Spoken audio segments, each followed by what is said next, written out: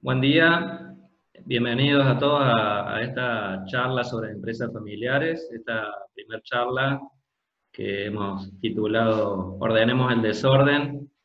Bueno, va a ser un gusto para mí poder compartir con ustedes estas experiencias y vivencias que tengo trabajando con las empresas familiares.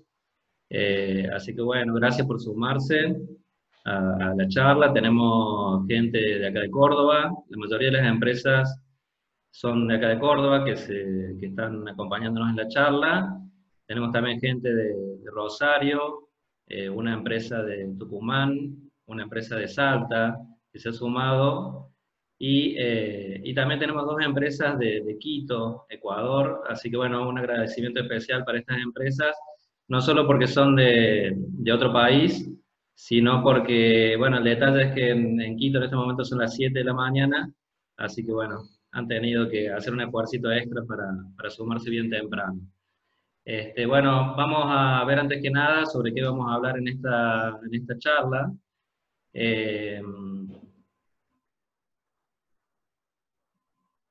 Un segundo.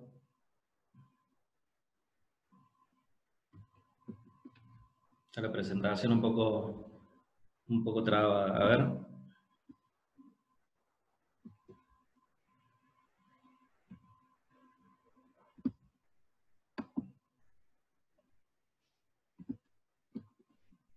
Ahí estamos. Bueno, como les decía, vamos a ver de qué vamos a hablar en esta charla, en estos primeros 40 minutos. Y bueno, para que de paso chequen si están en la charla correcta, no vaya a ser como que pase como una mujer en esta semana que se contactó y me preguntaba cómo era eso del curso de cocina gratis. Así que bueno, no estamos en ningún curso de cocina gratis. Obviamente vamos a hablar de empresas familiares, como seguramente ya saben quienes leyeron cuando se inscribieron. Y dentro de lo que es empresas familiares, vamos a hablar, entre otros temas, de los roles, los distintos roles que encontramos en las empresas familiares. Vamos a hablar también de procedimientos. Vamos a hablar de liderazgo, pero el liderazgo hay mucho escrito, mucho publicado. Hoy en día que tenemos fácil acceso a Internet, información sobre liderazgo, pero particularmente vamos a hablar del liderazgo orientado, digamos, a lo que es el liderazgo en las empresas familiares, ¿sí? Las situaciones que particularmente hay en las empresas familiares. También vamos a estar hablando sobre desempeño, es uno de los principales temas que preocupan a las empresas que habitualmente me contactan, digamos, por el tema de desempeño. Vamos a estar hablando de los conflictos en las empresas familiares y cómo de alguna manera todos, digamos, estos temas que vamos a estar hablando derivan muchas veces en conflictos. Vamos a hablar de protocolos. Un segundo que nuevamente se ha frenado un poco la presentación. Vamos a hablar de objetivos, ¿sí? La importancia de fijar objetivos en las empresas familiares, que muchas veces estos objetivos no están explícitos. La planificación para llegar a estos objetivos, los indicadores que nos permiten ver cómo vamos en relación a esa planificación. Como les decía, vamos a hablar de protocolos. Y cuando estamos hablando de empresas familiares, obviamente que no puede faltar que mencionemos a los padres y a los hijos. Todo esto que quedó un poco en la pantalla es lo que, de alguna manera, cuando lo vamos trabajando en las empresas, se denomina profesionalización de la gestión, ¿sí? Así que de esto vamos a hablar en esta mañana, en estos primeros 40 minutos. Entonces, el título de la charla es Ordenemos el desorden, y uno de los primeros puntos es cómo se manifiesta este desorden en la empresa familiar. Una de las cosas que ocurre generalmente es que se cometen errores que antes no se cometían. ¿Qué quiere decir esto? Cuando toda empresa familiar, o muchas empresas familiares comienzan con su fundador, con el dueño, a veces trabajando solo, a veces acompañado por su esposa, algún hijo o algún amigo. Y cuando uno trabaja solo, o son pocos, le toca hacer de todo en la empresa, pero es más fácil a su vez controlar que todo se haga como uno quiere, porque lo hace uno o está muy cercano a uno la posibilidad de controlar que todo se haga como uno quiere.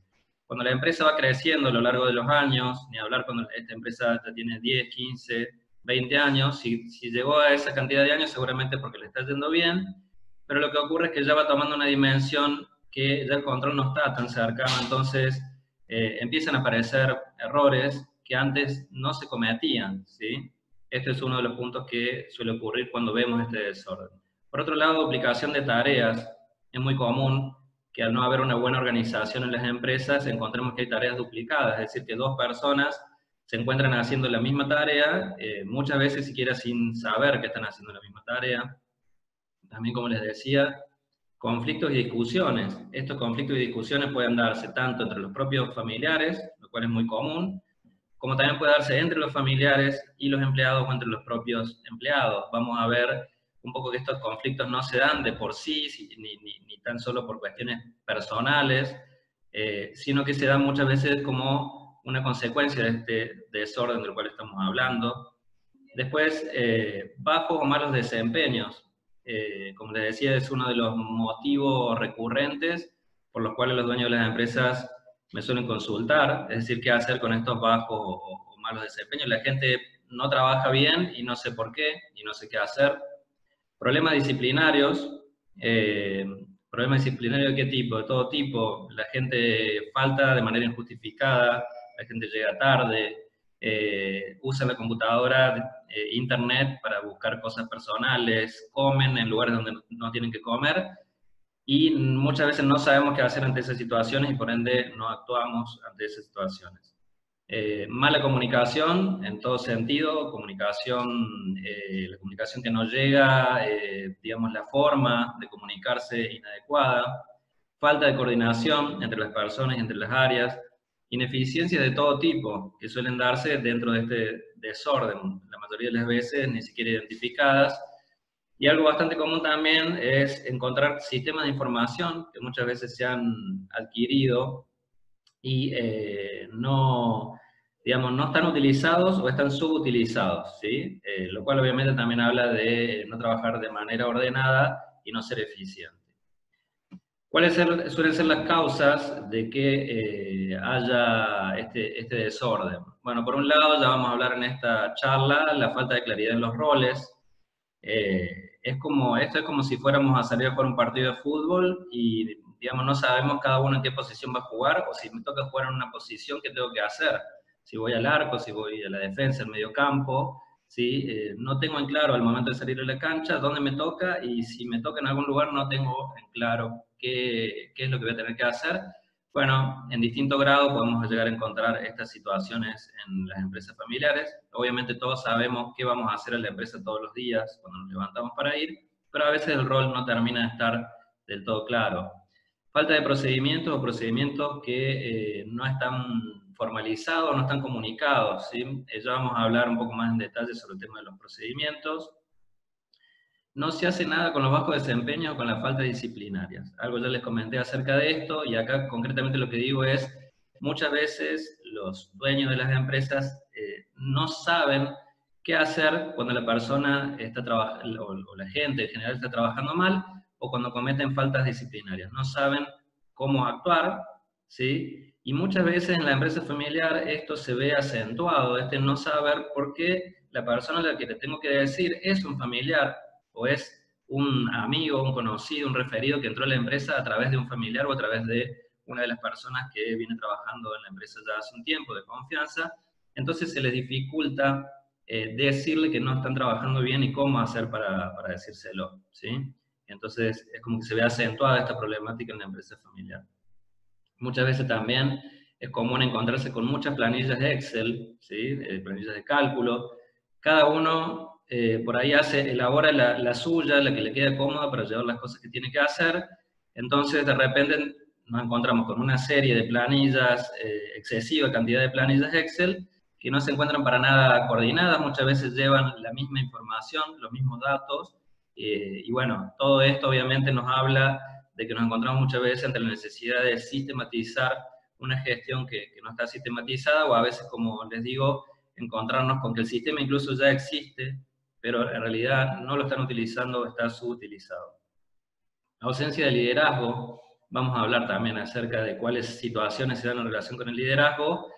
Esta ausencia puede darse a veces por situaciones como me tocó en una empresa, en un área determinada se había designado a una chica para que sea supervisora, y cuando tengo una primera charla con ella me manifiesta, me reconoce, en realidad sí, se le había reconocido se le había asignado esa tarea, pero que ella no se sentía ni estaba actuando con ese rol, ni se sentía con las competencias o las características para tener ese rol. Y bueno, entonces es una de las situaciones que puede llegar a darse, es decir, un liderazgo que está nominado, pero que realmente en la práctica no se lleva a cabo. Luego, otro punto puede ser la falta de fijación de objetivos. Estos objetivos a veces están en cabeza de los dueños, ¿sí? Que los tienen claros, pero al no compartirlos con el resto de la empresa trabaja, pero no sabe hacia qué objetivos se está dirigiendo. En línea con eso, si no están formalizados los objetivos, muy probablemente no haya planes explícitos sobre cómo alcanzar esos objetivos, y tampoco, en la misma medida, en el mismo sentido, los indicadores que permitan controlar que estamos transitando el camino correcto. ¿Qué cosas definen entonces el orden en una empresa familiar? Es decir, venimos hablando de todas las cuestiones negativas, pero ¿qué cosas sí tendríamos que estar haciendo para ir generando el orden en la empresa familiar? Conceptualmente hablando, una de las primeras cosas que habría que hacer en la empresa es definir una visión, es decir, tener claro el norte hacia el cual nos dirigimos y la misión, que es cómo nos dirigimos hacia ese norte, ¿sí? Es como que eso engloba a todo el resto de la gestión y de las actividades de la empresa y hace que todos tengamos claridad hacia dónde nos dirigimos. Sin embargo, no es el punto que suelo recomendar si tenemos que empezar a dar un orden a una empresa por empezar a definir la visión y la misión, ¿sí? Creo que es muy importante que tenga que estar esta visión, pero si hay que hacer un trabajo de profesionalización de la gestión, definir una visión y una misión requiere de una serie de reuniones y una gimnasia que por ahí no suelen estar en las primeras semanas o en los primeros tiempos de un trabajo de profesionalización de gestión. Como dijimos ya, tener los roles bien definidos, bien comunicados y respetados, ¿sí? Ya vamos a ver ahora a continuación cómo hacemos esto. Contar con procesos de trabajo bien diseñados, ¿sí? También vamos a hablar cómo se hace este diseño, formalizar estos procedimientos, es decir, no solamente que existan, sino que estén formalizados en la empresa y obviamente que todos estén en conocimiento de estos procedimientos, cada uno del procedimiento que le toca llevar adelante. Bueno, el liderazgo, como dijimos, para poder conducir a todo el equipo hacia el norte definido, si tenemos un norte definido, tenemos los roles claros, los procedimientos están claros, pero no hay quien lidere, quien empuje todo esto hacia la consecución de los objetivos y hacia el norte, va a ser difícil que se pueda lograr o más difícil, digamos, de que en el caso de que no haya un líder. Desarrollar el personal, gestionar el desempeño y la disciplina, ¿sí? También vamos a hablar acerca de esto. Las personas, cuando entran en la empresa, tienen ciertos conocimientos, ciertas competencias. Es importante luego seguir trabajando en el desarrollo de las personas, es tarea de los propios líderes. Y también hay determinadas formas en que podemos hacer esto que hablamos antes de cómo gestionar el desempeño para que trabajen mejor y cómo hacer para fijar un marco para el tema disciplinario y que las faltas disciplinarias o las conductas inapropiadas se puedan encauzar y se puedan corregir. Es importante definir y comunicar objetivos y metas a todo el personal, que todos estén al tanto de qué es lo que tenemos que alcanzar para que todos empujen hacia el mismo lado y se comprometan con el alcance de esos objetivos, así como, digamos, dejar en claro cuáles son los planes para alcanzar estos objetivos. Y obviamente, digamos, la supervisión y el seguimiento de todos los empleados de la gestión, empleando para ello indicadores de gestión. Obviamente que no es un listado exhaustivo, son algunas de las cosas que se pueden llegar a hacer y de las cuales vamos a estar hablando ahora en la mañana.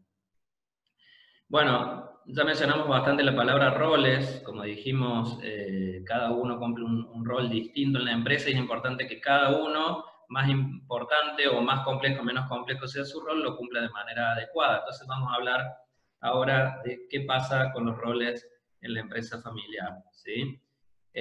Bueno, los roles en la empresa familiar por ahí, a diferencia de otro tipo de empresa, como dijimos, se van generando y se van asignando de manera espontánea.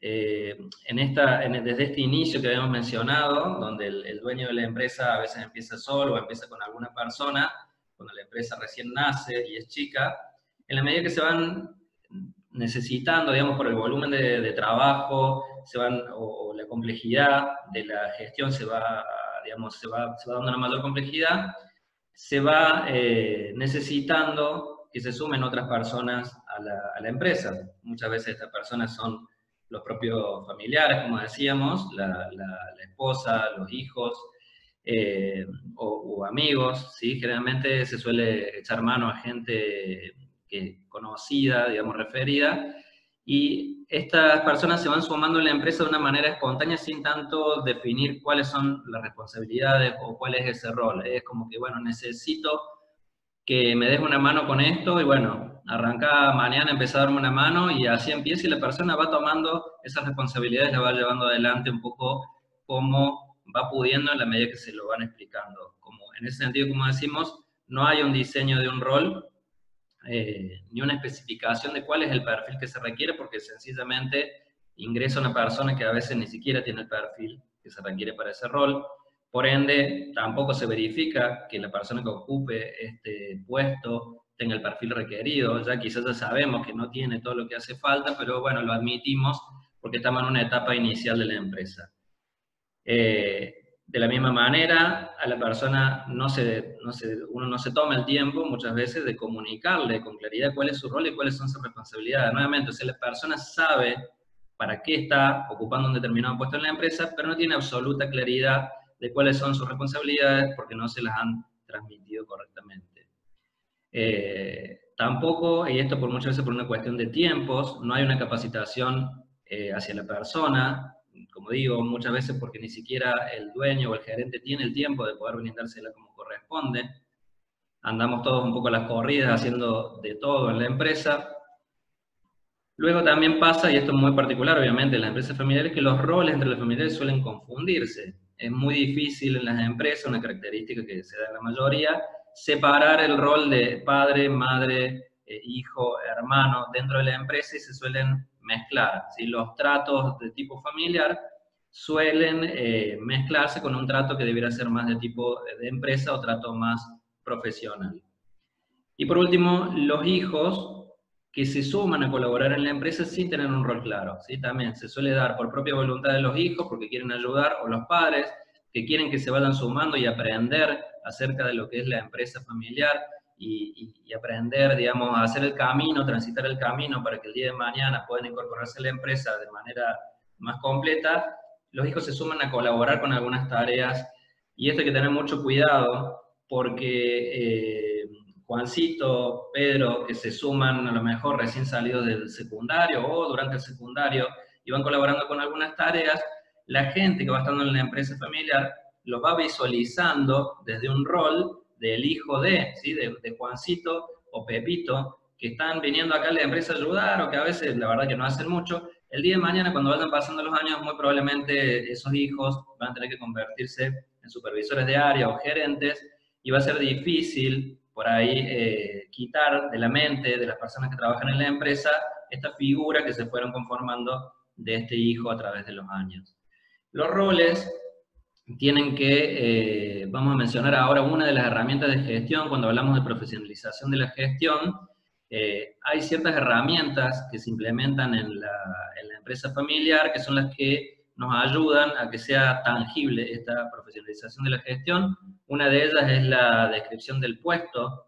La descripción del puesto, como pueden ver ahí en pantalla, es un documento donde nosotros asignamos un nombre al puesto.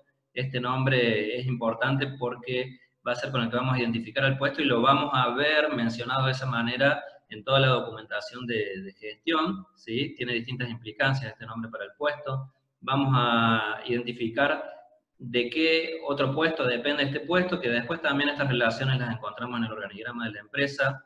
Vamos a ver las principales responsabilidades del puesto, ya en la siguiente diapositiva lo vamos a poder ver un poco más en detalle. Las relaciones que este puesto tiene interna y externamente, ¿Qué formación requiere? Estos últimos puntos, que también los vamos a ver ahora en detalle, hablan del perfil del puesto, la formación, la experiencia previa que requiere y las competencias que requiere el puesto.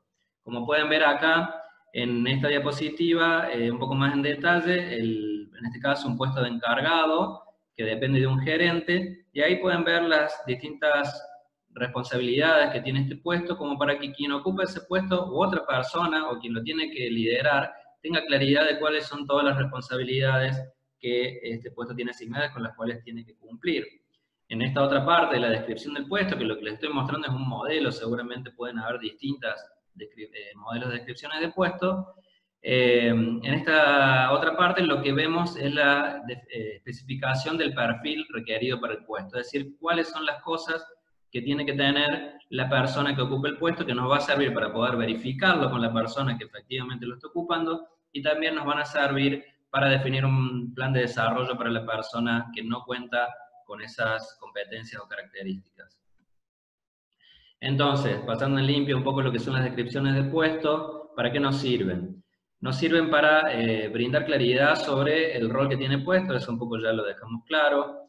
Como decía recién, identificar cuáles son las brechas entre el perfil que yo efectivamente requiero para el puesto y el del ocupante del puesto, y esto nos puede servir muchas veces para aclarar situaciones o resolver situaciones cuando la persona que ocupa el puesto o que estamos pensando por ocupar el puesto es un familiar, por ejemplo, o un amigo o un conocido. Es decir, yo necesito para el puesto que cumpla con estas características de perfil y determinada persona no lo tiene. Si no lo tiene, vamos a estar ante algún inconveniente porque no va a poder desarrollar adecuadamente su función, o vamos a tener que ver cómo hacer para que cuente en algún momento con esas competencias o características. Bueno, justamente nos permite definir las acciones para desarrollar a la persona.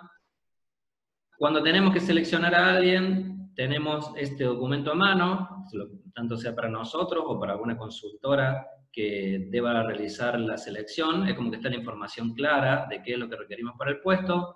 Cuando un empleado entra a la empresa y tenemos que realizar su inducción, es una de las primeras cosas que le debemos mostrar para que le quede claro, digamos, al empleado cuál es el rol que va a tener que desarrollar.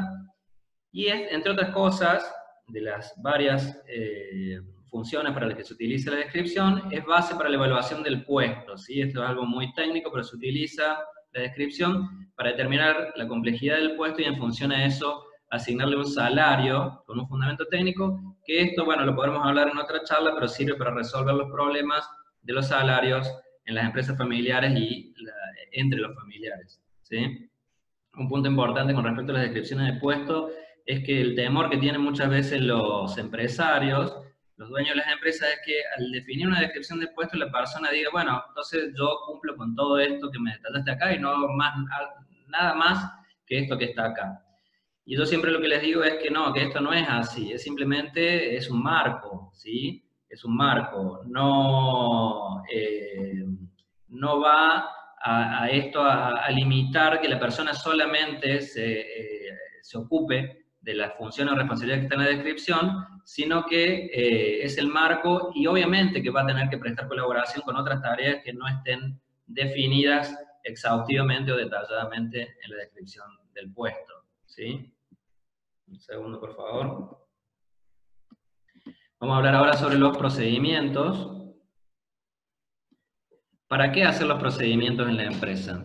¿Sí? Muchas veces en la empresa, cuando hablamos de procedimientos, los dueños o alguna otra persona nos suelen decir, no, no lo tengo escrito en ningún lado, pero lo tengo en mi cabeza. Yo sé, obviamente, sé cómo se hace esto y todos sabemos cómo se hace porque lo hacemos todos los días. Por ahí, bueno, nos vamos a sorprender si le pedimos a las personas que lo vuelquen eso a una hoja, lo redacten, porque muy probablemente se les va a dificultar pasarlo en limpio, digamos, una secuencia de actividades que se llevan a cabo, y probablemente dos personas que se encargan de realizar un mismo proceso lo describan de manera distinta.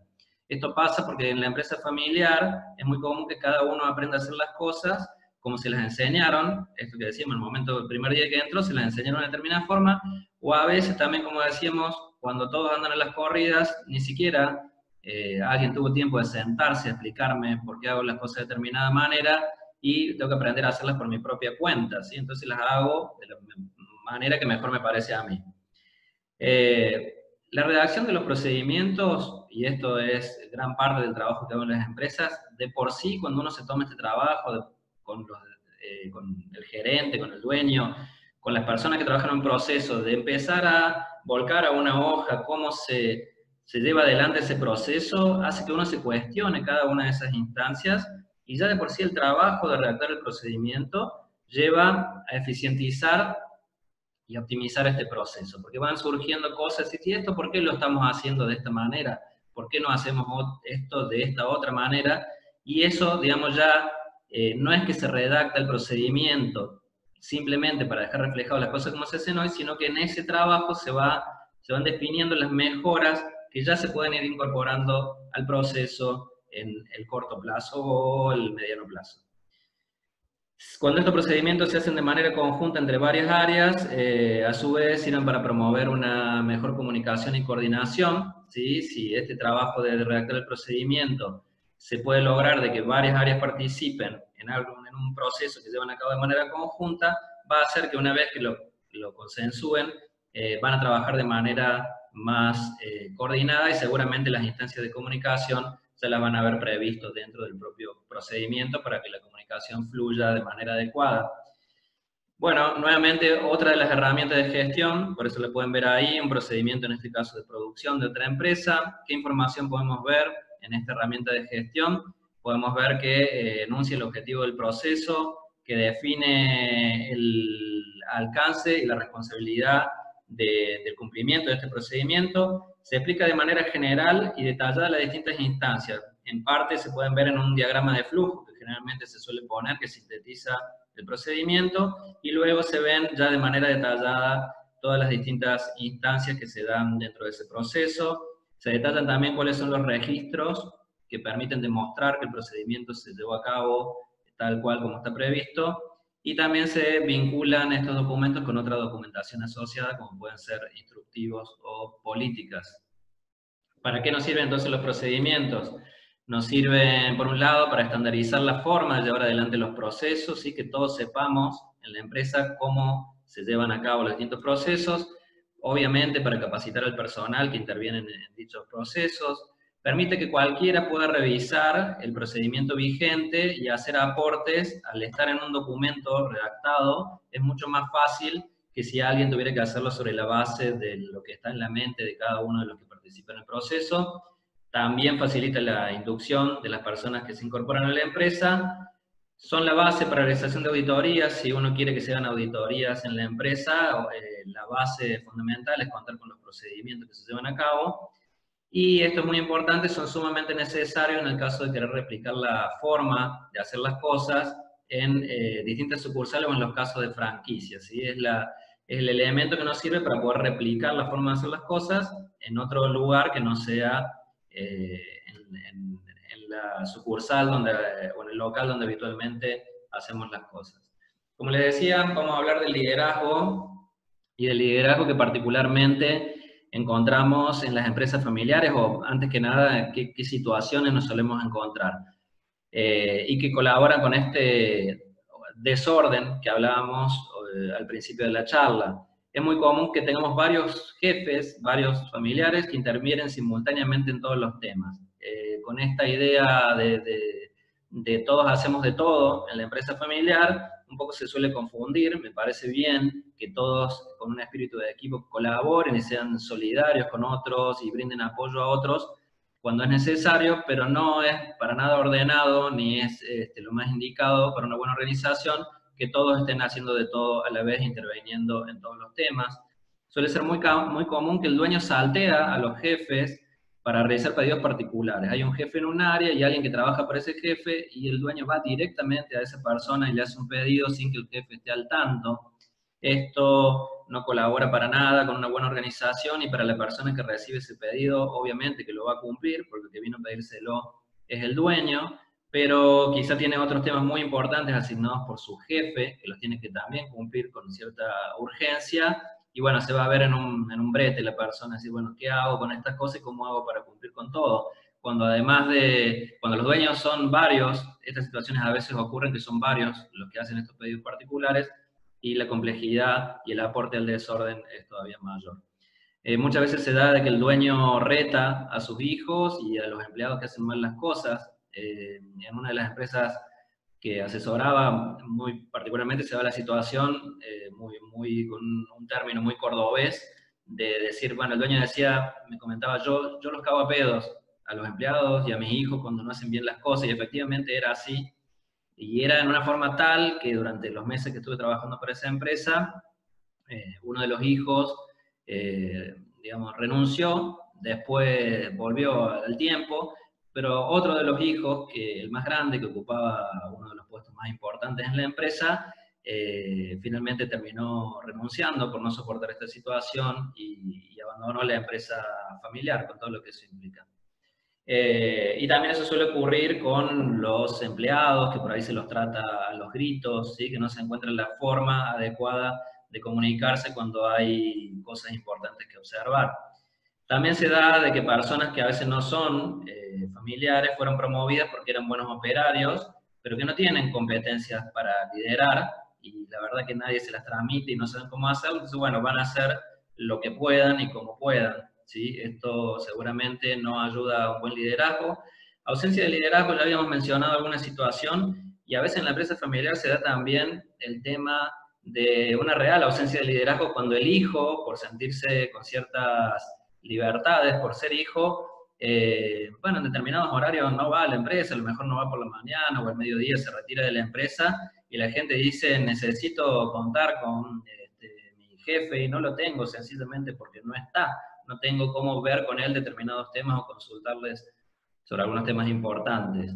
Hay hijos que son jefes pero que no lideran, tiene que ver con cosas que ya venimos hablando durante la charla, y también un punto muy importante que pasa en las empresas familiares es que los hijos muchas veces no rinden cuentas sobre las responsabilidades que tienen a su cargo, ¿sí? Bueno, el rol del líder desde el lugar de cómo debiera ser, el líder debiera asignar tareas y responsabilidades a sus colaboradores, debiera capacitar a sus colaboradores, brindarle herramientas para que puedan trabajar bien, obviamente realizar el seguimiento de las tareas asignadas, de las responsabilidades. Muy importante, que muchas veces no se da, es mantener informado el equipo de trabajo sobre los objetivos que tienen que alcanzar. También, como habíamos dicho, ya lo vamos a ver en otra diapositiva siguiente, gestionar el desempeño de los colaboradores y responder por el desempeño de su equipo. ¿Qué requiere un jefe para ser un buen líder? Un jefe para ser un buen líder tiene que tener claro cuáles son sus responsabilidades, como habíamos dicho, es fundamental. Tiene que contar con objetivos claros y comprenderlos, ¿sí? No solo saber qué es lo que tiene que hacer, sino cuáles son los objetivos que tiene que cumplir.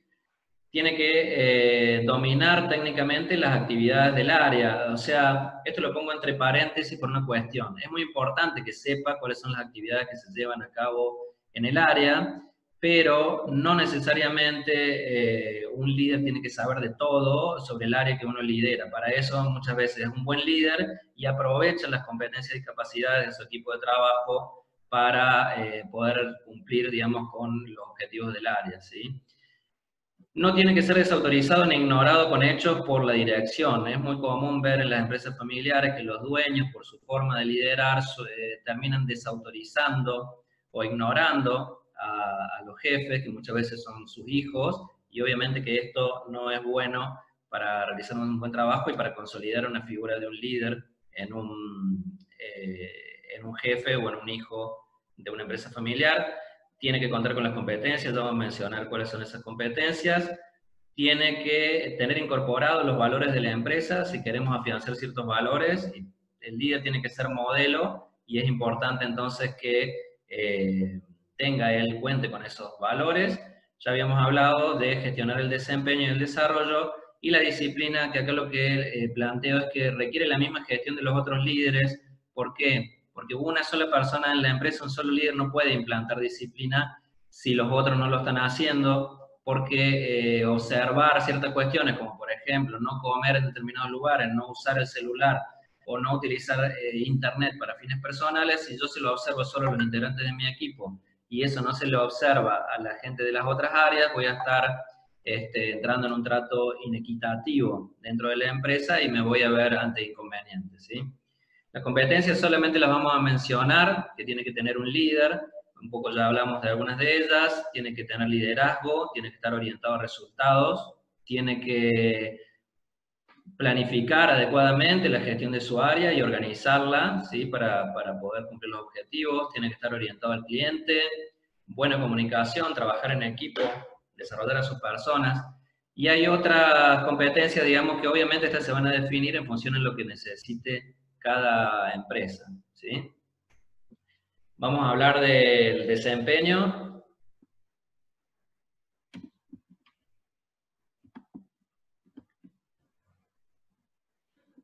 Vamos a hablar del desempeño, cuáles son los beneficios de gestionar el desempeño en la empresa, ¿sí?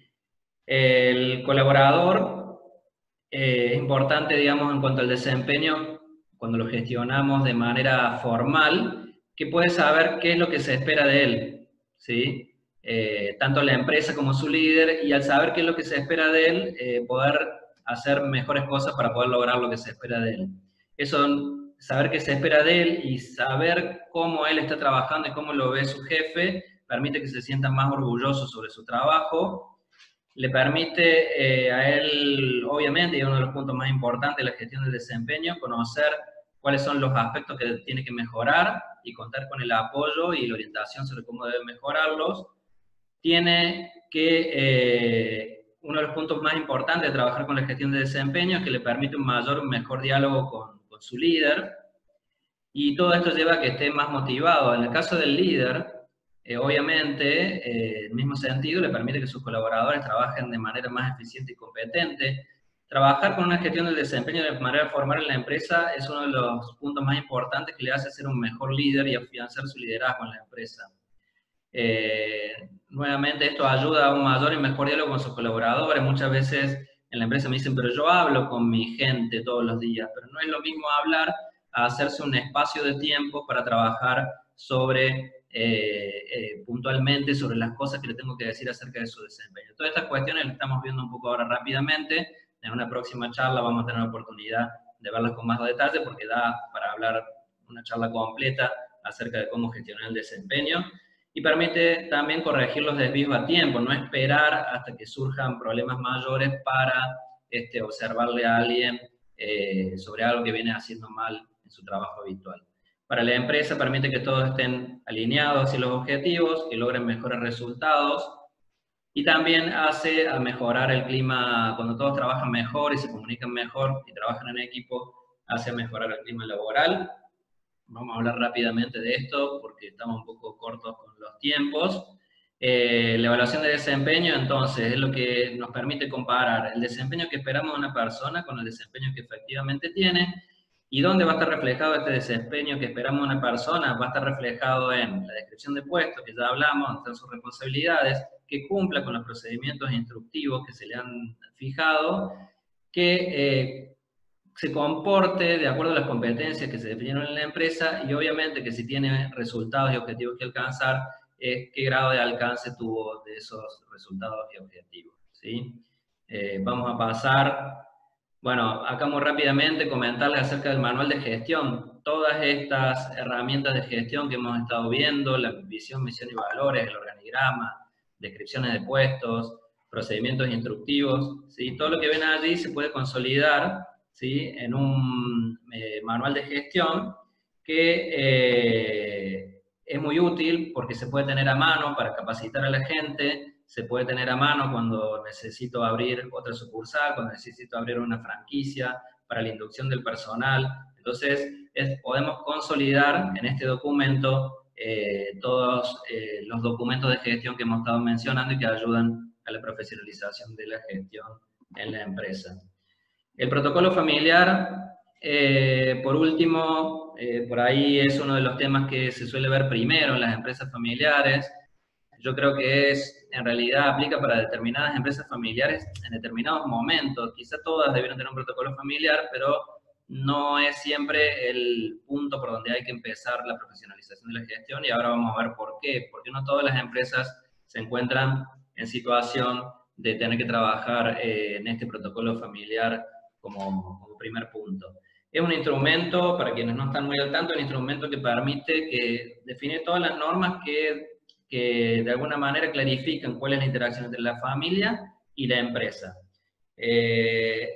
Algunos de los puntos que se pueden ver es cómo se produce la incorporación de los hijos a la empresa, qué educación es la que debieran tener al momento de incorporarse, ¿sí? Si le vamos a requerir una educación mínima, qué experiencia previa le vamos a requerir, si pueden ingresar a la empresa sin ninguna experiencia o si le vamos a requerir alguna experiencia antes de que ingresen. A veces se los hace que hagan una experiencia previa en otra empresa. Si le vamos a permitir ingresar, si hay solo algún puesto vacante o si igual le vamos a crear o inventar un puesto, digamos, para que se pueda incorporar, si va a haber alguna edad mínima, si le vamos a permitir trabajar part-time, si parientes políticos van a poder trabajar en la empresa y en ese caso en qué condiciones, qué va a pasar si los hijos se divorcian. Dejar en claro también en el protocolo cuáles son los valores y las creencias que tiene la empresa y que quieren que todos respeten. ¿Cómo van a evaluar el desempeño de los familiares? ¿Sí? Como decía, muchas veces esto se hace difícil de plantear en las empresas familiares. Bueno, entonces una buena forma es plantearlo en el protocolo. ¿Cuáles son los criterios que van a regir los sueldos? Nuevamente, es un punto muy importante que suele traer ciertas controversias en las empresas familiares, cómo están definidos los sueldos, y bueno, el protocolo familiar es un documento donde se puede definir cuáles son esos criterios, cómo se van a dar las promociones entre los puestos, cómo se va a poder acceder a la propiedad, así como cuál va a ser el precio de las acciones, o cuál va a ser el criterio que se va a fijar para definir los precios de las acciones, y de la misma manera cómo se van a realizar la política de dividendos, que también en algunas empresas, sobre todo en los primeros años, digamos, donde se está profesionalizando la gestión, suele ser algo que no está definido. Bueno, y por último, ¿quién y cómo lidera el cambio? ¿Sí? Porque todo esto que estuvimos hablando, por ahí ustedes se podrán preguntar, bueno, sí, vimos un pantallazo de todo lo que debiera tener en cuenta para generar este orden en mi empresa, pero ¿cómo hago? ¿Quién lo hace y cómo lo hago? ¿Quién lo hace y cómo lo hago? Quien sea que lo haga tiene que contar con el apoyo del máximo nivel de la empresa. ¿Sí? Si la persona que lo va a hacer, sea interno a la empresa o externo, no cuenta con el apoyo del máximo nivel, entonces esto no va a llegar a buen puerto. También tiene que ser respetado por los mandos de toda la empresa, si no cuando tenga que interactuar con esos mandos, requerirle cosas, exigirle cosas, entonces no las va a poder lograr y no va a poder avanzar. Tiene que tener una autoridad técnica para liderar este cambio, es decir, tiene que saber cómo lo tiene que hacer, ¿sí? No simplemente es que sea impuesto, sino saber cómo va a llevar a cabo las distintas instancias en las que tiene que avanzar, para lo cual tiene que partir de un diagnóstico adecuado, que después no necesariamente lo tiene que hacer solo, pero sí tiene que contar con ese diagnóstico, lo puede hacer obviamente con el resto del equipo. Se tiene que fijar un objetivo para su trabajo, de cómo va a ir avanzando, y un plan de trabajo lo tiene que ir respetando, rindiendo cuentas sobre estos avances, y tiene que tener, muy importante, habilidad para interactuar y relacionarse con distintos niveles y áreas de la empresa, ¿sí? Es un punto importante porque va a tener que interactuar mucho, tener entrevistas, relevar información. Otro punto muy importante es poder contar con el tiempo, esto requiere tiempo, ¿sí? Y por ahí uno cuando está con muchas cosas en el día a día, se dificulta poder hacerse los tiempos para avanzar con esto otro que es extra, que es muy importante, pero que es extra, y tiene que, como dijimos, ir validando y manteniendo informado sobre los avances.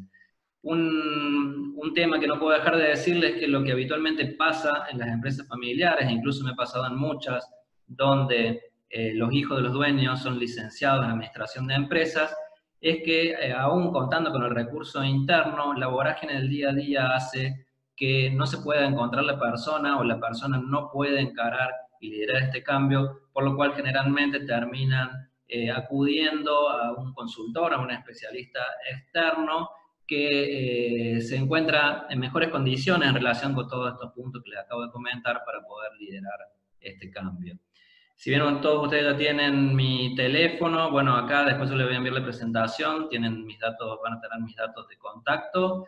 Y bueno, como para ir finalizando esta primera parte de la charla, agradecerles por compartirla. Ahora vamos a hacer un pequeño corte y en la segunda parte vamos a estar respondiendo las consultas que hayan hecho por el chat o lo que quieran aprovechar para conversar entre todos en esta última parte de la charla. Así que bueno, gracias a todos.